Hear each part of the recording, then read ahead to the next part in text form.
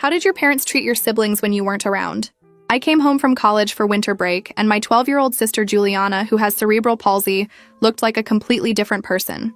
She'd lost so much weight I could see her bones through her shirt. When I tried to hug her, she flinched away from me and wouldn't make eye contact. My parents said she'd been going through a difficult phase and refusing to eat. I went to Juliana's room that night to talk to her alone, and what I found made me sick. She was lying on a bare mattress with no sheets, and her wheelchair was nowhere in sight. When I asked where her chair was, she started crying and signed to me that Mom and Dad put it in the garage as punishment when she had accidents. Juliana couldn't get to the bathroom without her chair, so of course she had accidents, which meant she never got her chair back. She'd been crawling to the bathroom for months, and sometimes she didn't make it in time, which led to more punishment. I found out they'd been leaving her in her room for days at a time with just crackers and a water bottle, telling people she was too difficult to bring to family functions. My parents, who posted inspirational quotes about special needs awareness on Facebook, had been locking their disabled daughter away like a shameful secret. Juliana signed that they only cleaned her up when they knew someone was coming over. She'd developed infected bed sores from lying in the same position for hours because she couldn't move without help. I confronted my parents, and my mother actually said, "You don't understand how hard she's been while you were at school. She's been deliberately defiant." My father added that Juliana had been manipulating everyone with fake tears, and they had to use tough love. Tough love. They called starving their disabled child tough love. I asked why Juliana was so skinny, and my mother said she'd been refusing to eat as a power play. I found Juliana's medical alert button in my father's desk drawer, the one she was supposed to have for emergencies. He'd taken it because she was using it for attention. She'd had a seizure alone in her room and couldn't call for help, just had to wait until someone decided to check on her hours later. My parents had canceled her physical therapy appointments because they said she wasn't trying hard enough to deserve them. They'd pulled her out of her special needs program because it was too much hassle to drive her there. This child who used to laugh at everything, who loved school and her friends, was now a ghost of herself.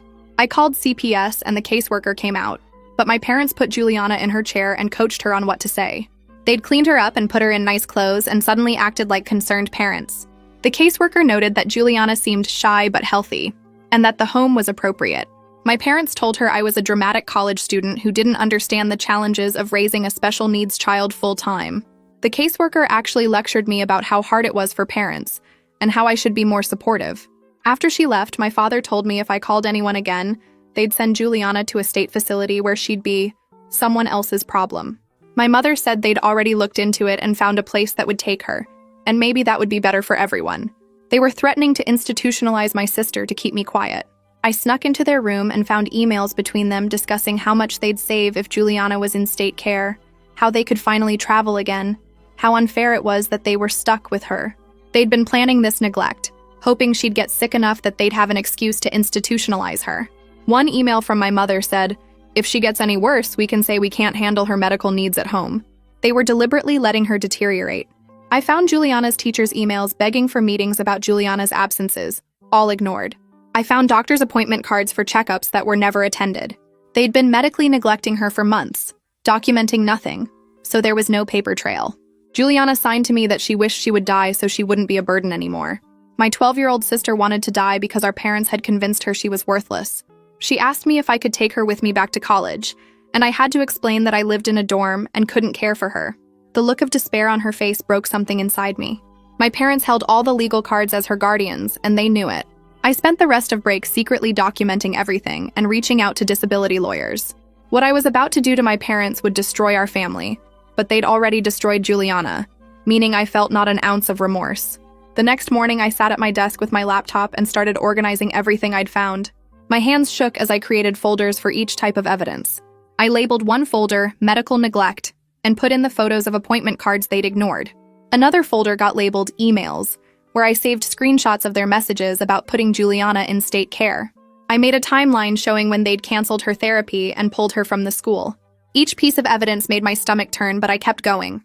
Around 11, my phone rang, and the caller ID showed a number I'd left a message for yesterday. The woman on the other end introduced herself as Clarissa Taylor, a disability rights lawyer. She said she'd gotten my voicemail and could meet me this afternoon if it was really as urgent as I'd said. I told her yes, and she gave me her office address downtown. Sunday meant my parents would be at church for their usual 3-hour service where they'd pray and act holy. I heated up some chicken soup from a can and brought it to Juliana's room.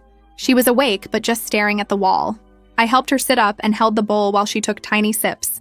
Her hands signed thank you over and over between each spoonful. She managed maybe 5 bites before pushing it away, but that was more than she'd eaten in days. I had to look away so she wouldn't see the tears running down my face. At 2 o'clock, I drove to Clarissa's office in a strip mall between a dry cleaner and a tax place. She was younger than I expected, maybe 30, with folders already spread across her desk. I showed her everything on my laptop and she took notes while scrolling through the photos and emails. She said the evidence was strong, but warned me that courts always favor parents unless there's clear danger. We went through options like filing a new CPS complaint with a supervisor instead of a regular caseworker. She explained we'd need medical documentation of Juliana's condition from an actual doctor. The problem was getting my parents to take her for treatment. That evening at dinner, I brought it up as casually as I could manage. I mentioned Juliana's sores looked bad, and maybe we should get them checked. My father actually laughed and said doctors cost too much for someone who won't even try to get better. My mother added that Juliana was being dramatic for attention. I pushed harder, but they shut me down completely. Later that night, I heard crying from Juliana's room. I grabbed my phone and hit record before creeping down the hallway. Her sobs were muffled, but you could hear the pain in every sound. I stood outside her door for 3 minutes recording while she cried from the infected sores. Then I went to the bathroom and opened the medicine cabinet where her pain meds should have been. Empty shelves stared back at me, so I took photos of that too. The next day, I remembered Juliana's teacher had been trying to reach my parents. I found Georgina Langley's number in the school directory and called her from my car.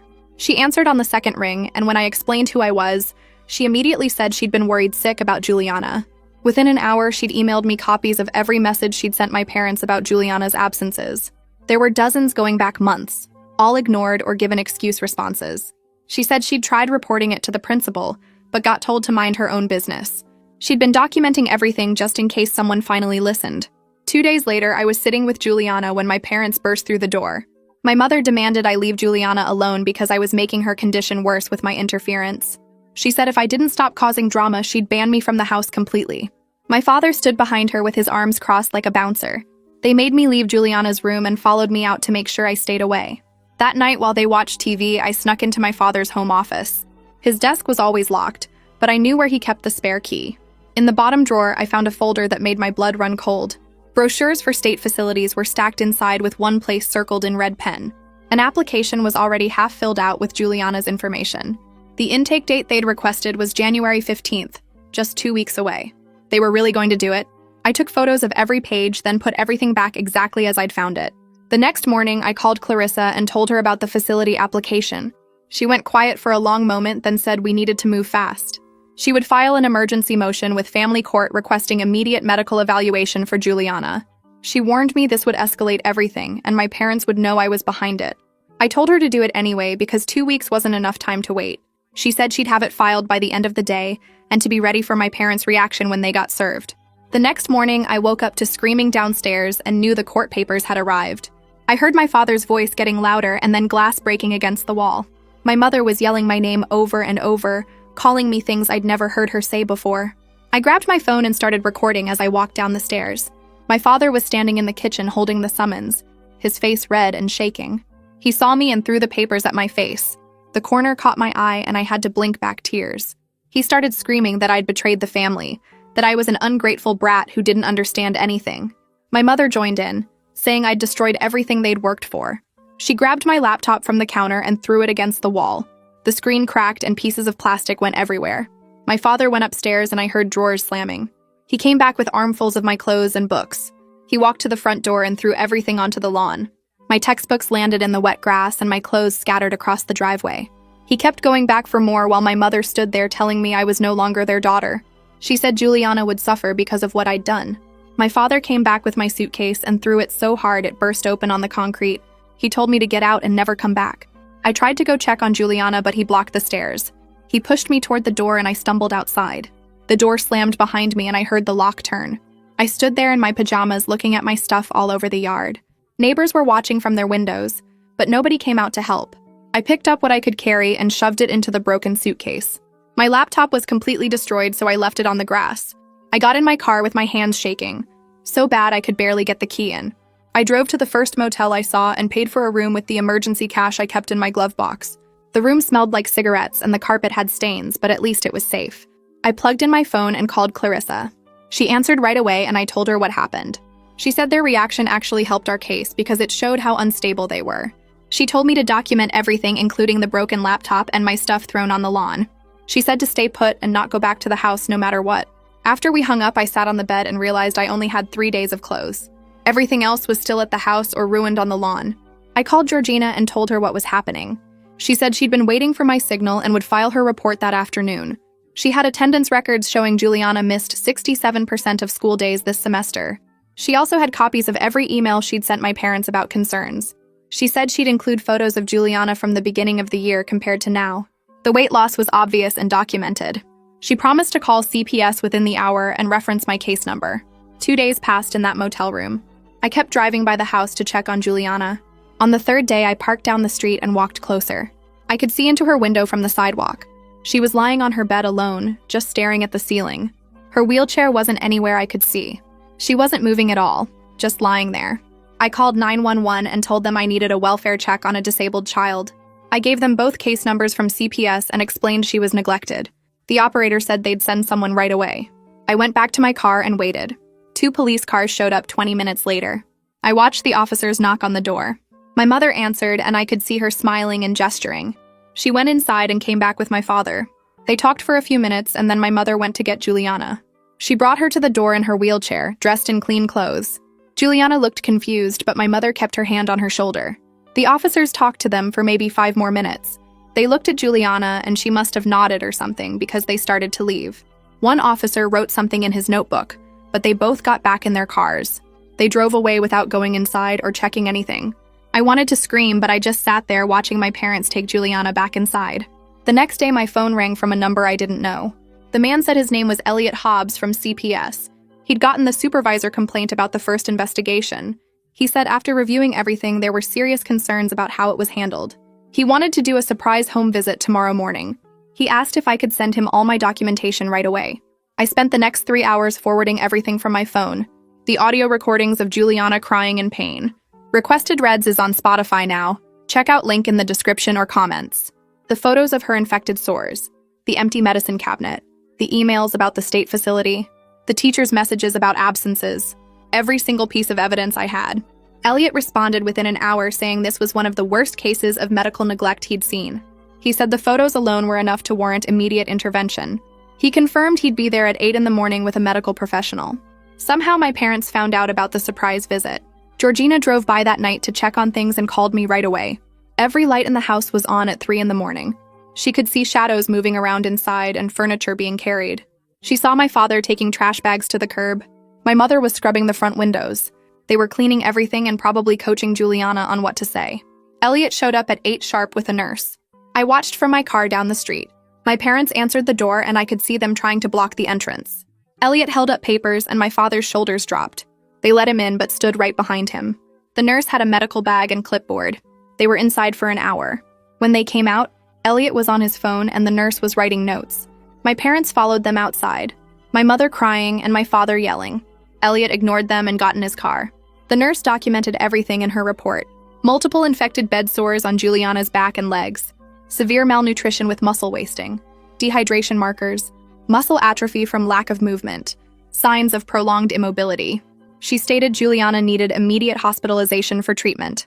My parents refused to consent to hospitalization. They said Juliana was fine and didn't need doctors. Elliot made more phone calls from his car while my parents went back inside. 20 minutes later, my phone rang and Clarissa's name popped up on the screen. She said the judge reviewed Elliot's report and ordered an emergency hearing for tomorrow morning at 9. I needed to bring every piece of evidence I had and be ready to testify about everything I'd witnessed.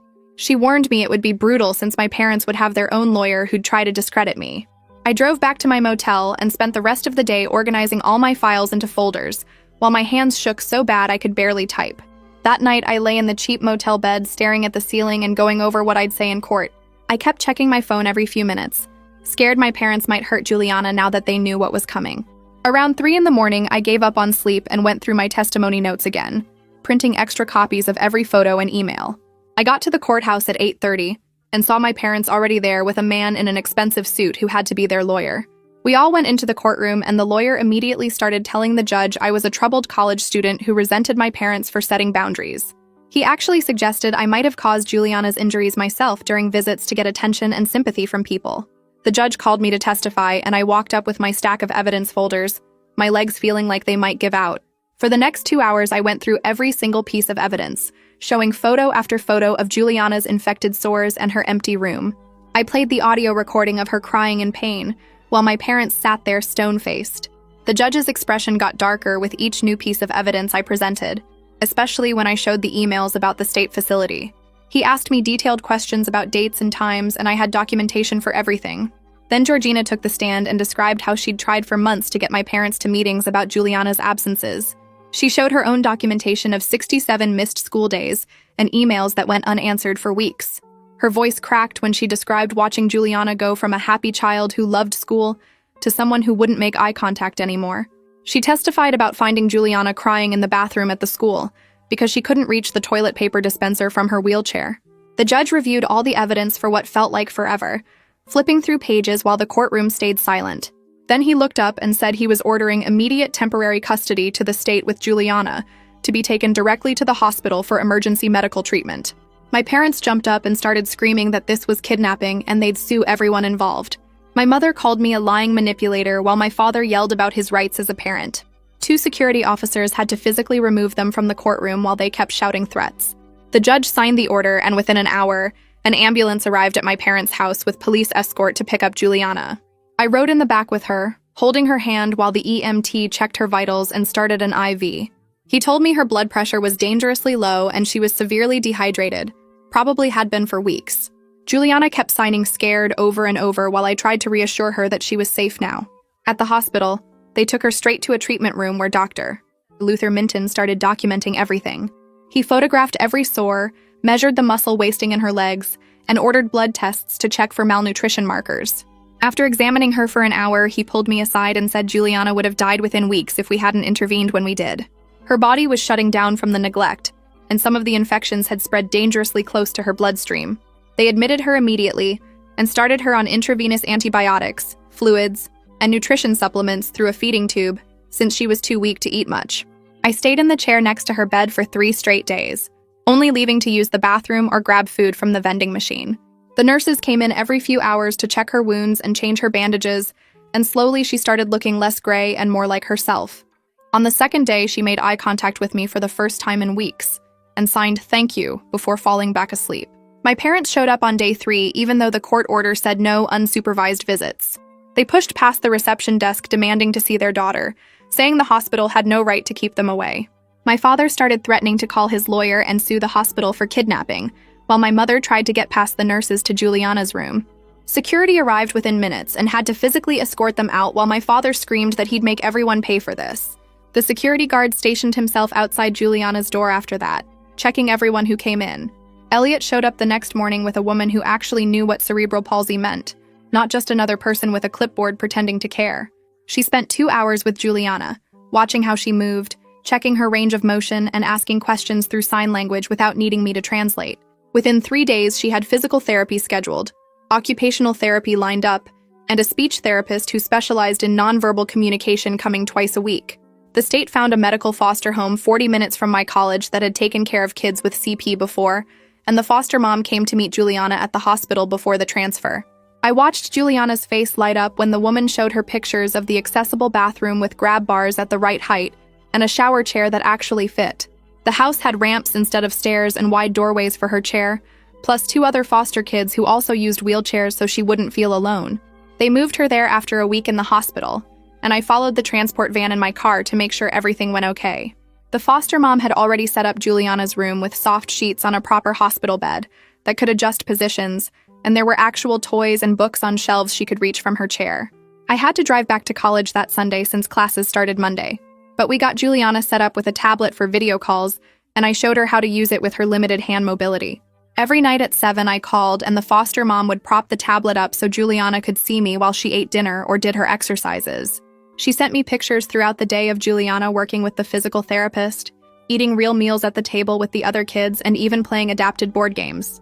My parents started posting on Facebook about how their mentally unstable daughter had torn their family apart with false accusations and stolen their disabled child. My aunt called me crying, saying she couldn't believe I would do this to family, while my uncle left voicemails calling me selfish and dramatic. Some cousins blocked me on social media after my mother posted photos of herself crying with captions about losing both her daughters to lies. My dad's sister actually drove to my dorm to scream at me in the parking lot about destroying the family until campus security made her leave. But my mom's cousin, who worked in healthcare, called to say she always suspected something was wrong and offered to testify if needed. Clarissa filed the guardianship paperwork in February, arguing that I was the only family member who had protected Juliana from documented medical neglect and abuse. She said the process would take at least 6 months with home studies, background checks, and multiple court hearings, but she felt good about our chances given all the medical evidence. The filing needed character references, financial statements, and a detailed plan for how I would care for Juliana after graduation, which meant hours of paperwork between classes. 3 weeks into physical therapy, Juliana managed to lift her left leg 2 inches off the mat, and the therapist said she cried happy tears for 5 minutes straight. The therapist warned me during a visit that the months without her chair had caused major muscle deterioration, and some of the damage might be permanent. But Juliana was working harder than any kid she'd treated. They started with basic range of motion exercises, then moved to supported standing, and by March she could transfer from her chair to the toilet with minimal help. I picked up a tutoring job on campus teaching freshman biology for $15 an hour, working 20 hours a week between my own classes. My organic chemistry grade dropped to a C, and I failed a sociology quiz because I was driving to see Juliana instead of studying. But when I explained the situation, my professors let me make up the work. The money barely covered gas for the twice-weekly visits, plus the lawyer fees Clarissa discounted but couldn't completely waive, and I started eating ramen for most meals to save money. During a visit in April, Juliana pointed at the other kids going to the school and signed that she wanted to go back when she felt stronger. It was the first time since December she'd talked about wanting anything in the future, instead of just getting through each day. The foster mom had already contacted the special education program at the local elementary school, and they were ready to evaluate Juliana whenever she felt ready. 2 weeks later, my parents' lawyer called Clarissa with an offer that made me want to throw my phone across the room. They would sign over custody without a fight if I agreed not to pursue criminal charges and to keep quiet about what happened. Clarissa told me to think about it overnight, reminding me that getting Juliana safe was more important than getting revenge, and a custody battle could drag on for years if my parents fought it. But the next morning, Clarissa called to say it didn't matter what deal we made, because Luther's medical report had triggered mandatory reporting laws. The district attorney's office had opened a criminal investigation based on the documented injuries and medical neglect, and they would be pursuing felony child endangerment charges with or without my cooperation. The prosecutor assigned to the case had already subpoenaed Juliana's medical records from the past 2 years, showing all the missed appointments and deteriorating condition that my parents had hidden. The prosecutor said this evidence would be enough for felony charges, and told me to prepare for a long legal process ahead. 3 months passed with Juliana in foster care, and I drove down every weekend I could manage between classes. The change in her was incredible to watch happening week by week. She'd gained 15 pounds and her face had filled out so she didn't look like a skeleton anymore. The infected sores on her back and legs had finally healed after weeks of medical treatment and daily wound care. She was using her wheelchair by herself again, rolling around the foster home like she owned the place. I walked in one Saturday and found her watching cartoons and actually laughing at the funny parts. The foster mom told me Juliana had started eating 3 full meals a day, plus snacks without any coaxing needed. During one visit, the foster parents pulled me aside for a serious talk that made my stomach drop. They said if I couldn't get guardianship, they wanted to adopt Juliana because they'd fallen in love with her. The idea of losing my sister to strangers terrified me, but I could see how much they genuinely cared about her. They promised I would always be part of Juliana's life, no matter what happened with the legal stuff. Their house had a ramp and grab bars in the bathroom, and they'd already learned basic sign language to communicate better. These people were giving Juliana everything my parents had denied her for months. 2 weeks later, I got a call from Clarissa saying my parents had been arrested at their house that morning. The charges included aggravated child abuse, medical neglect, and endangerment of a disabled minor. Their mugshots appeared on the local news website within hours, and suddenly everyone in town knew what they'd done. My phone blew up with messages from relatives and family friends asking if it was true. Some called me a traitor for turning in my own parents, but most were shocked they'd been hiding this abuse. The guardianship hearing got scheduled for May, and Clarissa spent hours prepping me for what to expect. 5 months of progress reports from doctors, therapists, and the foster family showed how much Juliana had improved. The physical therapist testified that Juliana had regained most of her mobility once she got consistent treatment. The nutritionist showed weight gain charts proving she'd been severely malnourished before removal from my parents' care. Georgina testified about all the school Juliana had missed, and how worried she'd been for months. Elliot presented his investigation findings, including photos of the bare mattress and empty medicine cabinet. The judge spent an hour reviewing everything while I sat there sweating through my shirt. He finally ruled that I would get limited guardianship with the foster family keeping primary placement until I graduated college. It wasn't everything I wanted, but Juliana was safe, and I had legal say in all her medical and educational decisions. The foster parents hugged me after court and said this was the best outcome for everyone involved. A month later, my parents' criminal case moved forward, and their lawyer contacted Clarissa about a plea deal. They would plead guilty to lesser charges in exchange for avoiding jail time completely. The deal included 2 years probation, mandatory parenting classes, and permanent loss of all custody rights to Juliana. They also had to pay $500 a month in child support for her care. Part of me wanted them to rot in jail, but Clarissa said this guaranteed they could never hurt Juliana again. My parents took the deal and stood in court admitting to child neglect while avoiding eye contact with me. By September, Juliana was ready to go back to the school with a full-time aide to help her. The foster mom sent me videos of her first day back, rolling into class with a huge smile on her face. Within 2 weeks, she'd made 3 new friends who ate lunch with her every day. Georgina sent me updates about how well she was doing academically after getting caught up with a tutor. She was participating in class discussions using her communication device and loving every minute of it. I made a decision that semester to switch my major from biology to social work.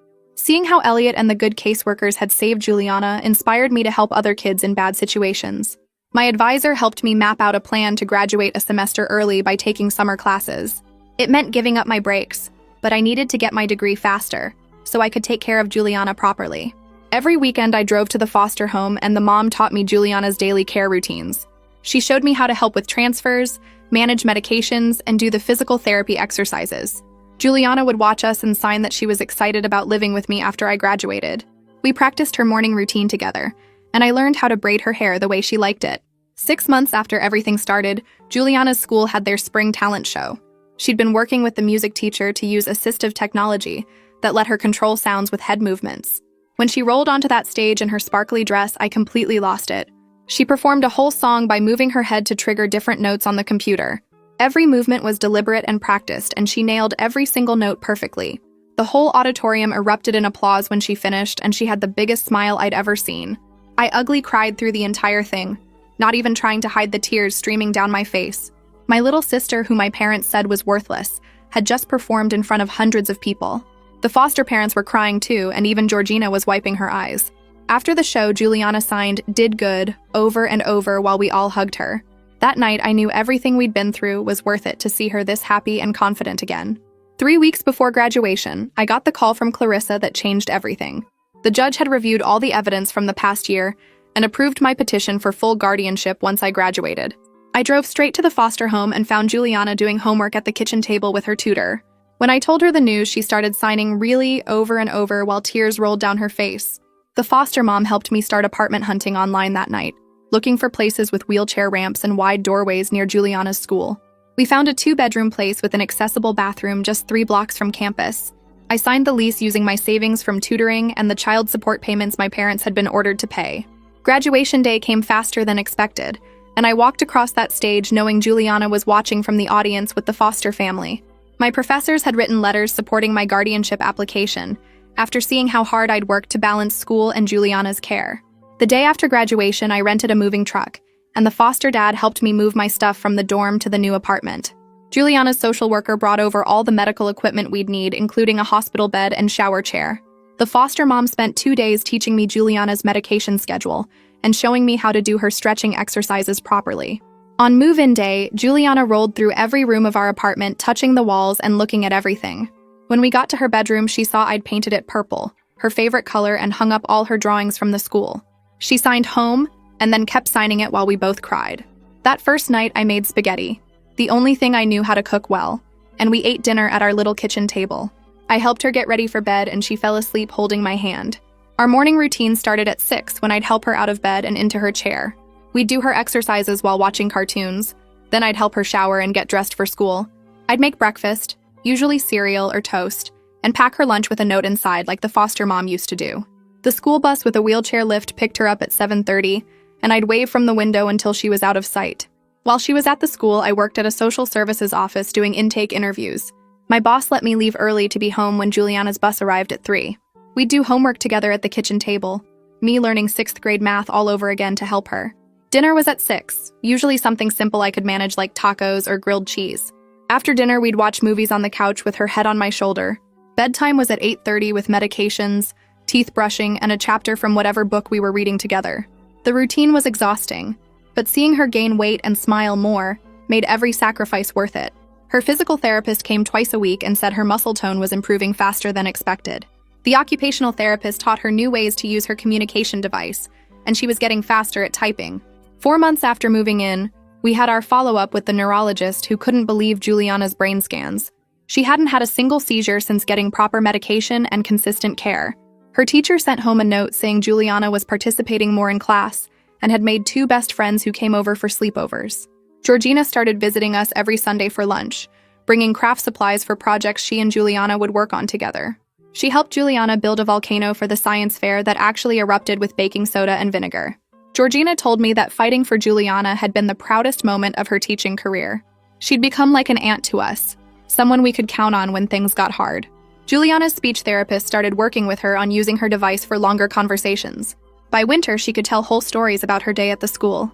A year after moving in together, Juliana's school had their awards ceremony.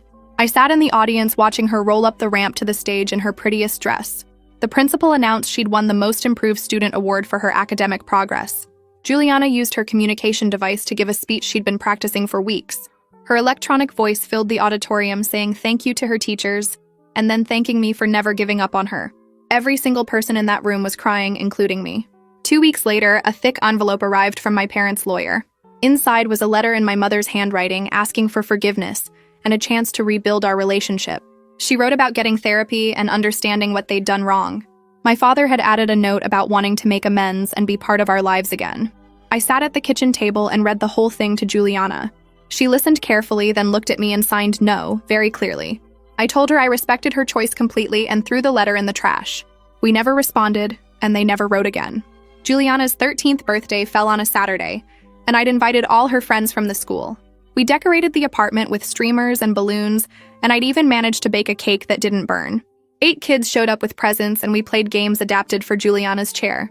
Her best friend helped her blow out the candles, and everyone sang happy birthday. That night, after everyone left, I helped her get ready for bed. She was exhausted but happy, still wearing her birthday crown from the party. As I tucked her in, she signed happy and then safe while looking right at me. We'd made it through absolute hell to get here, but we were finally home. That's the end of this story. Thanks for being here.